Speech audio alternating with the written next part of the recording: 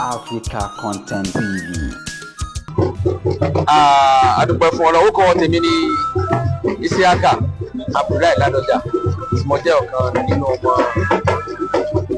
ọ̀tún Olubadan tilẹ̀ Ìbàdàn tí yóò di Olubadan tilẹ̀ Ìbàdàn tòní Chief Rashidi Adewolu Ladoja. Inú wa dùn torí pé tẹ́lẹ̀ náà oyè Ìbàdàn agbọ́n ti kúyọ̀ ni níjọ́ tó ti jẹ mọ́gàjí láti bí 40 ọdún ó lé sẹ́yìn náà ni wọ́n ti mọ̀ pé súnkẹrẹ oyè tó kan aráàwọ̀ yọ kan rẹ̀ dẹ ẹni tó sì jẹ́ mọ́gàjí ní ọjọ́ Olúbàdàn so ó sì wà ní orí ṣẹ́ẹ̀sì mọ̀ pé ètò Ìbàdàn ó létò ẹni tó Olúbàdàn kan ẹ ti mọ̀ á tí ẹ bá ṣe pé awuyewuye àti àwọn ọ̀rọ̀ tó fẹ́ ṣẹlẹ̀ ní orí ọba àná wọ́n yẹ ti gbọ́ abẹ́ ẹ̀gbọ́n kankan fẹ́ ṣẹlẹ̀ náà ní báyìí ní ọlọ́ba nígbà tó sì pé orí òótọ́ ló máa ń dúró sí gbogbo gbà ó ní kò yẹ ọ̀kan òun wọ́n ní wọn lọ́kàn ó ní kò tí ì kàn mí tó bá kàn mí gbogbo ayé sọ pé mi lọ́kàn wọ́n ti mọ̀ pé mi lọ́kàn ẹjọ́ dìgbà náà ná ìgbà náà ló dé yìí wọ́n parí gbogbo awuyewuye nígbà tó lọ orí tó bá máa dádé yóò dádé o orí tó máa dádé inú agogo dẹ ló ti ń wá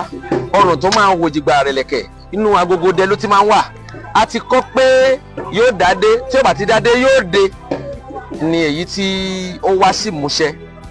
tí Olúwa yóò sì fún ní gígùn ẹ̀mí àtàláfíà ara láti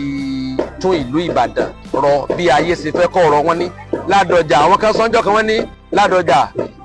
Ìbàdàn ń lọ aago Ìbàdàn ń pè ọ́ Ìbàdàn retí rẹ ó sì ti dé gbogbo tí wọ́n fẹ́ ní ṣe fún. Ok, àwọn Ìbàdàn tí ó ń pè tí ó ń retí ẹ̀ kí ni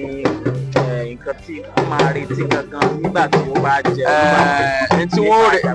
wọ́n retí ni wọ́n retí àwọn ohun mèremère ìdàgbàsókè torí gẹ́gẹ́ bí ìgbà tó wà ní gómìnà ó ṣe gudugudu méje yàyà mẹ́fà ìyí ni gbogbo ayé fi máa ń wò pé bóòrò sì fẹ́ jẹ bó tiẹ̀ ti wulẹ̀ jẹ́ pé àkùdé ṣẹlẹ̀ síbẹ̀síbẹ̀ náà ó sì tún wà lórí ẹ̀mí rẹ̀ sẹ́ pé Ìbàdàn ń gbé débi tí mo fẹ́ dé táyé fẹ́ kó dé.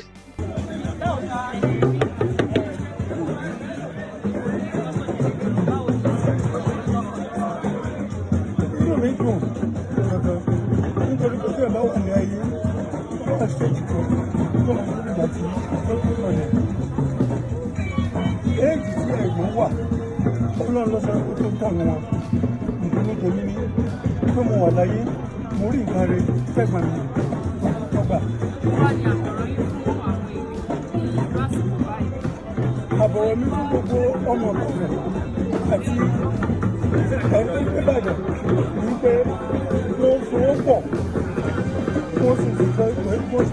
wọ̀ gbogbo tó bá ní tó ọbẹ̀ sọ ọmọ wọn sọ lẹ́yìn fún wọn bá wọn wo iṣẹ́ tó bẹ̀rẹ̀ lè mọ́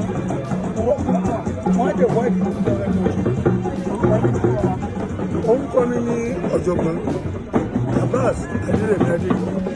àkọ́bí olóògbé àbí Adedibu.